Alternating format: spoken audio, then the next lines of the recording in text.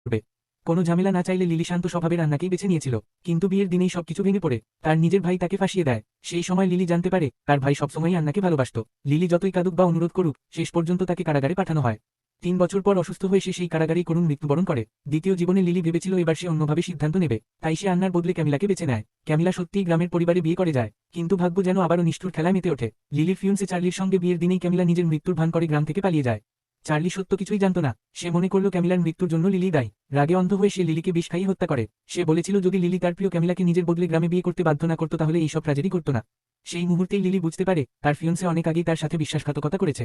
অসীম ঘৃণা আর কষ্ট নিয়ে সে মৃত্যুবরণ করে। কিন্তু ভাগ্য যেন তাকে আরেকটি সুযোগ দিল। যখন সে আবার চোখ খুলল, সে ফিরে এসেছে সেই মুহূর্তে যখন তাকে সিদ্ধান্ত নিতে হবে তার বদলে কি গ্রামে বিয়ে করবে।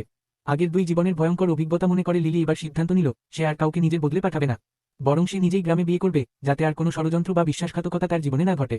লিলি ভেবেছিল কাউকে না বেছে নিলে সবকিছু শান্তভাবে শেষ হবে, কিন্তু হঠাৎই আয়ার মেয়ে আন্না তার সামনে হাঁটু গেড়ে বসে পড়ল। কাঁদতে কাঁদতে সে বলল সে লিলির বদলে গ্রামে বিয়ে করতে চায় না। লিলি তখনই বলতে যাচ্ছিল যে তার বদলে কাউকে যেতে হবে না, ঠিক তখনই তার ভাই ঘরে ঢুকে পড়ে। কোনো কথা না বলে সে লিলিকে জোরে ধাক্কা দেয়। ধাক্কা খেয়ে লিলির মাথা টেবিলের কোনায় আঘাত পায়। তবুও তার ভাইয়ের মধ্যে কোনো অনুশোচনা ছিল না, বরং সে উল্টো লিলিকেই কঠোরভাবে বকাঝকা করে। এমনকি সে হুমকি দিয়ে বলে যদি লিলি আন্নাকে তার বদলে বিয়ে করতে বাধ্য করে তবে সে কখনোই তাকে ছেড়ে দেবে না। কিন্তু সে জানত না আগের জীবনের অভিজ্ঞতা লিলিকে অনেক আগেই বাস্তবতা বুঝতে শিখিয়েছে। শৈশব থেকে যে ভাই তাকে এত ভালোবাসত, এখন তাকে দেখে লিলির শুধু তীব্র বিদ্রুপই মনে হচ্ছিল।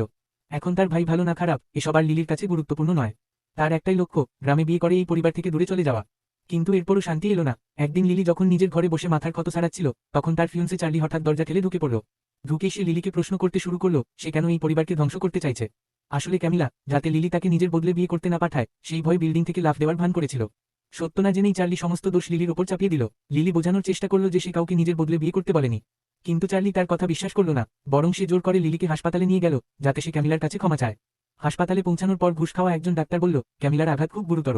তাকে বাঁচাতে একটি বিশেষ ওষুধ দরকার, আর সেই ওষুধ শুধু ফার্মাসিউটিক্যাল কারখানার পরিচালক ক্রিসের কাছেই আছে। ওষুধ পাওয়ার জন্য চার্লি এক ভয়ঙ্কর সিদ্ধান্ত নিল। সে লিলিকে অজ্ঞান করে ক্রিসের কাছে পাঠিয়ে দিল, কারণ সে জানত ক্রিস একজন কুখ্যাত নারীলোভী এবং তাকে খুশি করার একমাত্র উপায় হলো সুন্দরী নারী পাঠানো। সেই মুহূর্তে চার্লি তার মানবিকতা পুরোপুরি হারিয়ে ফেলেছিল। কিন্তু ভাগ্যক্রমে সংকটময় মুহূর্তে লিলির জ্ঞান ফিরে আসে। বিশৃঙ্খলার মধ্যে সে ক্রিসকে আঘাত করে এবং সেখান থেকে পালিয়ে যেতে সক্ষম হয়। এই ঘটনার পর লিলি সম্পূর্ণভাবে চার্লিকে তার জীবন থেকে মুছে ফেলার সিদ্ধান্ত নেয়। আগের জীবনে চার্লির হাতে মারা গেলেও সে কখনো ভাবেনি যে সে এতটা ঘৃণ্য মানুষ হতে পারে। একই সঙ্গে লিলি বুঝে যায় যদি সে এই বাড়িতে থাকতে থাকে তাহলে একদিন না একদিন ওই 4 জনের হাতেই তার মৃত্যু হবে। তাই সে আর দেরি করল না, নির্ধারিত সময়ের আগেই সে গ্রামের সেই বিয়ে মেনে নিল। চার্লি আর তার ভাই কিছুই বুঝতে পারেনি। তারা ভাবছিল ছোটবেলা থেকে আদরে বড় হওয়া লিলি তাদের ছাড়া বাঁচতেই পারবে না। কিন্তু তারা জানত না, যখন তারা আয়ার মেয়ে আর কাজের মেয়ের সঙ্গে সময় কাটাচ্ছিল, তখন লিলি ইতিমধ্যেই বিয়ের পোশাক পরে গ্রামের উদ্দেশ্যে রওনা হওয়া গাড়িতে উঠে বসেছে। আর যখন তারা বাড়িতে ফিরে এলো, তাদের বাবা শান্তভাবে জানালেন লিলি ইতিমধ্যেই গ্রামে বিয়ে করে চলে গেছে।